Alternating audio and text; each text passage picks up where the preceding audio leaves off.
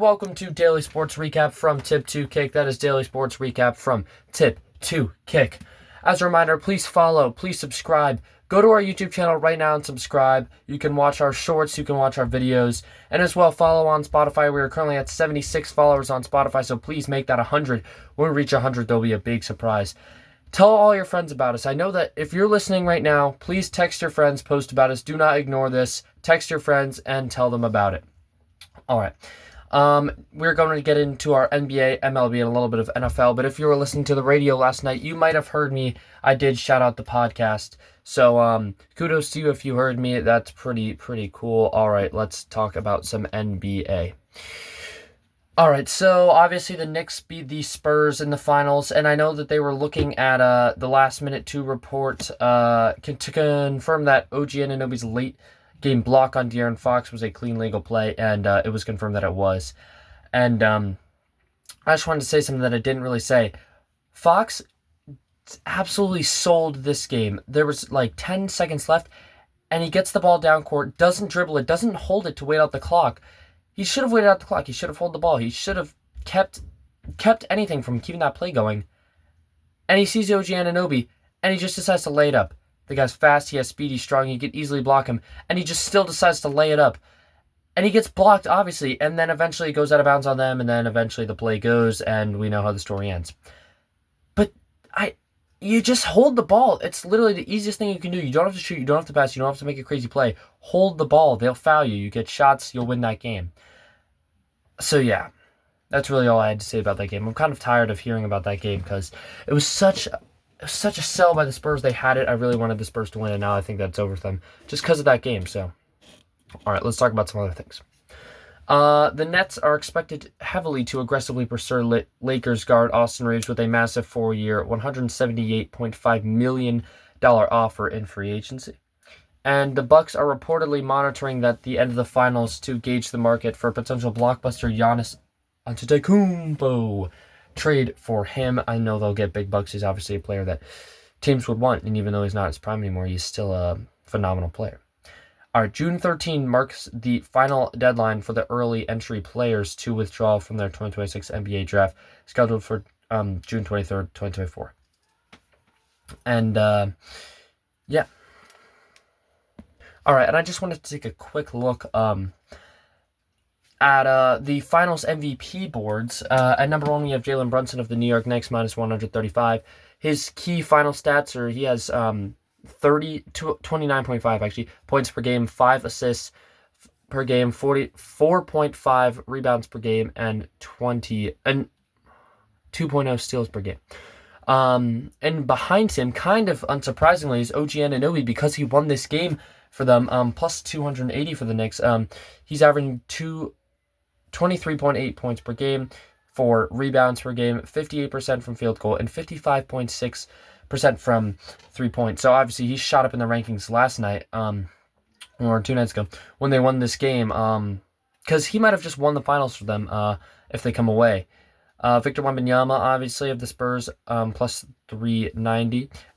He's averaging 27.8 points per game, 10.5 rebounds per game, and 3.3 blocks per game. Cat of the Knicks is at 4, plus 2,000. He has 15.8 points per game, 10 rebounds, and 54.8 field goals. 54.8% from the field goal. Stephon Castle, plus 2,500. He has 16.8 points per game, 5.5 rebounds per game, and 4.3 assists per game. All right, now let's move on to some MLB. All right.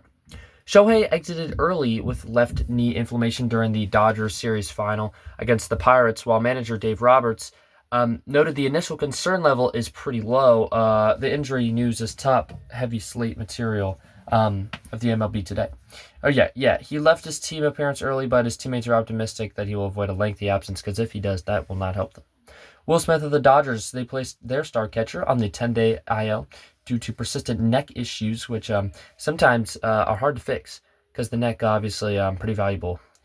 Ronald Acuna Jr. of the Braves placed their franchise outfielder, or he was placed on the IL with a left hamstring injury. The Pirates shortstop O'Neal Cruz landed on the IL after sustaining fractures in his left hand.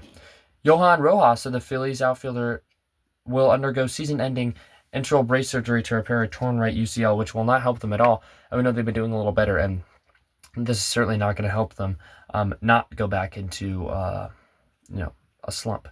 Tariq Skubal, the absolute dominant, scary pitcher of the Tigers, plan to officially activate their ace to start Saturday night's game against the Guardians following an elbow procedure. Daniel Espino, the Guardians, are prepared to recall their former top pitching prospect to make his highly anticipated MLB debut.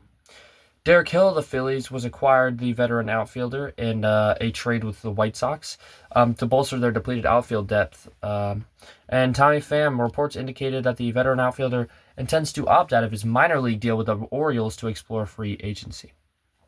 All right. Max Scherzer of the Blue Jays, a big milestone, reached 3,500 career strikeouts, though Toronto ultimately dropped that contest. And they've not been doing too well lately. I mean, they have this guy who just reached this milestone, a great pitcher, and they still lose the game. It makes you wonder what is going on. So, yeah. Sia Suzuki, I think, is how you say his first name. Sia launched a massive grand slam to power a 9-3 victory for the Cubs over the Rockies. And Juan Soto delivered a go-ahead home run for the Mets in their tight series against the Cardinals. All right, now we are going to go on to some NFL, but just a reminder from our sponsor, looking to get married in 2027 in Maryland, I would help you, but the law does not agree with me. So, if you're looking to say I do in the DMV and want it done right and beautiful, please hit up Rebecca Thomas Events. That is RebeccaThomasEvents.com. They do beautiful weddings for you, however you want them. All right. Patrick Mahomes reworked his contract to secure an 8-year total lock with Kansas City, eclipsing Dak Prescott's previous average annual value record. And obviously, pretty worth it. He's a great QB for them, and hopefully they can have a turnaround season. Jalen Cooker of the Panthers agreed to a 3-year, $35 million extension up to $41 million with incentives, keeping him in Carolina through 2029. Sean Payton of the Broncos secured a new 5-year contract extension, tying him to Denver through the 2030 season. And Aaron Brewer finalized a 3-year, $52.5 million extension, making him the third highest salary of an NFL center. And Christian Watson locked in a major 4-year, $110.5 million extension with Green Bay. All right. So we have some offseason trades going on. Chiefs and Falcons. The Chiefs traded young offensive tackle Wayna Morris to the Atlanta Falcons in exchange for a 2027 6th-round draft pick. Cleveland Browns GM Andrew Berry recently addressed trading Myles Garrett to the Rams in exchange for Jared Verse and a draft pick, signaling a massive youth movement in Cleveland. And I think that's a pretty good choice. They got a lot in return. All right. Seahawks formally concluded their offseason program by holding a celebratory ring ceremony to distribute their Super Bowl championship rings. Major quarterback competition is brewing between Kyler Murray and J.J. McCarthy and the Vikings through the head coach Kevin O'Connell has refused to set an official timeline on naming the starter for that team. Broncos quarterback Bo Nix has advanced to walk-through and 2-minute drill reps as he recovers from an ankle injury. Coach Sean Payton expects him to be fully cleared for mandatory minicamp next week. All right, Jonathan Cooper was arrested for a second time in a week on Thursday, facing new charges of domestic violence and violating a prosecution order, which is not good, and there has been a lot of legal issues here. Dave Merritt of the Chiefs, the NFL announced it will not issue league discipline to Merritt following an investigation in his April arrest due to insufficient evidence. Henry Ruggs III, the former Raider wide receiver, was officially denied parole as he continues to serve his prison sentence stemming from a fatal 2021 car crash. All right. This was such a short episode, but that is all we have for today. As always, please email us. We'll read anything you want to say on the air. Anything you want to say, just email us as long as it's appropriate. Questions, shout-outs, you name it. Please follow us. Please, please, please. We're trying to get that 100th follower. When we do, there'll be a big surprise. Please go to our YouTube and subscribe. We have all our videos on YouTube, and we have our shorts there, so please go watch. Please, please subscribe on YouTube. And that's really it. I'm Christian. Our intro is by Ed Ryan. That is Ed Ryan on Spotify. So this has been Daily Sports Recap from Tip to Kick. Thank you guys so much, and thanks for watching.